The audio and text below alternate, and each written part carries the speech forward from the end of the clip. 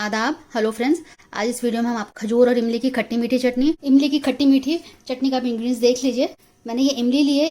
इमली को मैंने भिगो दिया था पानी में, उसके बाद इसको मैंने छान के सारी इसके जो बीज थे वो निकाल दिए और एक ये पल्प की तरह ये तैयार हो गया। और जो बीज थे वो मैंने रख लिए हैं उठा के, क्योंकि इसमें अभी भी बहुत गूदा है।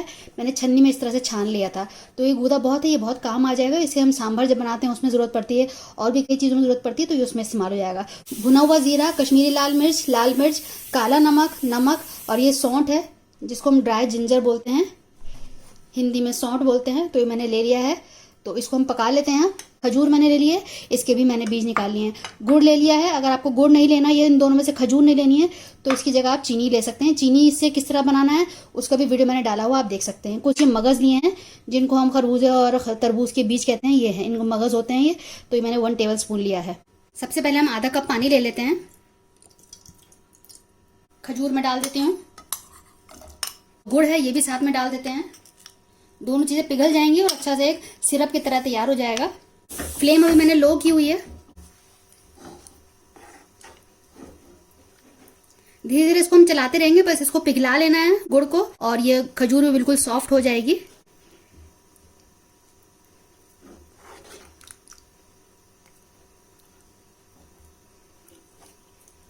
आप धीरे धीरे देख रहे हैं कि ये पिघल रही है और सॉफ्ट हो रही है। आप देख सकते हैं मैं चम्मच से तोड़ रही हूँ तो ये टूट जा रहा है। अब इमली की जो खट्टी मीठी चटनी होती है बहुत ही उसमें जायका होता है। आप उसको बहुत तरीकों से इसको इस्तेमाल कर सकते हैं। आप इसको दही बड़े में डाल सकते हैं, आप इसको पराठे के साथ खा सकते हैं। सुबह में अगर नाश्ता अगर ज़्यादा मन नहीं है कुछ इलेबोरेट बनाने का, तो ये चटनी ली और पराठे के साथ खाया और हलवा तैयार कर लिया, तो ये बहुत ही अच्छा नाश्ता रहता है। आप इसको कटलेट्स, किसी भी तरह की कटलेट्स के साथ खा सकते हैं। जो आलू की चाट होती है आप उसमें डाल सकते हैं। तो बहुत तरीकों से इसको इस्तेमाल किया जा सकता है। ये ख़राब भी नहीं होती, बहुत दिनों तक ये फ्रिज में रह जाती है, कई महीने चल जाएगी। आप उसको फ्रिज में अगर ठीक से स्टोर करके रखें, उसमें झूठा चम्मच ना लगाएं, तो आपकी इमली बहुत दिनों तक, कई महीनों तक चल जाएगी। बस थोड़ा ध्यान रखना होता है, जैसे अचार का हम ध्यान रखते हैं उसी तरह से इसका ध्यान रखना होता है कि इसमें झूठा चम्मच ना लगाया जाए। आप देख सकते हैं कि इसमें बॉईल आ गया है। अब मैंने फ्लेम को लो कर दिया है। हमको खजूर को भी सॉफ्ट करना है। जो गुड़ है वो तो पिघल गया है, लेकिन अभी खजूर और सॉफ्ट होगी, तो इसको हम बीच बीच में चलाते रहेंगे। इसको ऐसे चलाएंगे और इसको बीच बीच में इसको दबाते रहेंगे ताकि ये खजूर भी पिघल जाए। बिल्कुल तो नहीं पिघलेगी, लेकिन थोड़े थोड़े रेशेस के रह जाएंगे, तो हमें तब तक इसको करना है। बस ऐसे आज आप धीरे धीरे इसको दबाते रहिए। आप ये देख सकते हैं कितना अच्छा सा सिरप की तरह तैयार हो गया है। खजूर भी बहुत हद तक कितनी सॉफ्ट हो गई है। अब इसमें हम इमली का पल्प डाल देते हैं। सिरप भी गाढ़ा है, आप देख सकते हैं। कलर भी कितना अच्छा आ गया है। अब बाकी चीज़ें इंग्रेडिएंट्स डाल देते हैं।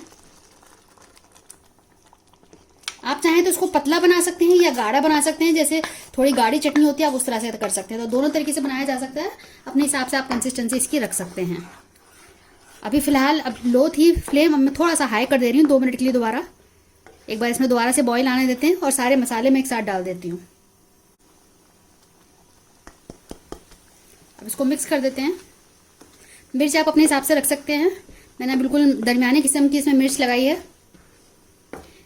जो क्वांटिटी मैंने यूज़ करी है, मैं नीचे आप एक एरो होता है उसमें को क्लिक करेंगे तो आपको नीचे डिस्क्रिप्शन बॉक्स दिख जाएगा, तो आप उस पर देख लीजिएगा कि मैंने कितना कितना क्या क्या लिया है। और आप अगर आपको ये रेसिपी पसंद आ रही हो तो नीचे लाइक बटन जरूर दबाइएगा। हमारे चैनल को आप सपोर्ट करें। सपोर्ट इसी तरह से किया जा सकता है कि आप शेयर किया करें हमारी रेसिपीज़ को, लाइक्स कर दें, कमेंट्स दे दें। और जब लोग देखते हैं कि इस पर लाइक्स हैं, कमेंट्स हैं, तो वो भी देखना पसंद करते हैं, वो भी ट्राई करना पसंद करते हैं। तो जो व्यूअर्स होते हैं उन सबके लिए बेहतर रहता है कि अगर लाइक्स हैं, कमेंट्स हैं, तो वो भी उसको देखना पसंद करते हैं, बनाना पसंद करते हैं। तो आप हमारे चैनल को इसी तरह से सपोर्ट कर सकते हैं, कमेंट्स देकर, लाइक देकर और शेयर करके। इसको फिर दोबारा से मैं फ्लेम को लो कर रही हूँ। आप देख सकते हैं धीरे धीरे ये जो खजूर है, थोड़े थोड़े जो आपको टुकड़े दिख रहे हैं छोटे छोटे, ये भी धीरे धीरे इसमें पिघल जाएंगे अब लो फ्लेम पे। और इसको हमें अब थोड़ा सा गाढ़ा कर लेना होगा। 7-8 मिनट इसको हम लो फ्लेम पे छोड़ देते हैं। सारे इंग्रेडिएंट्स डल गए हैं, बस मगज़ रह गए हैं। मगज़ को हम ड्राई रोस्ट कर लेते हैं, बिना तेल डाले, बिना घी डाले उसको हम थोड़ा सा भून लेते हैं।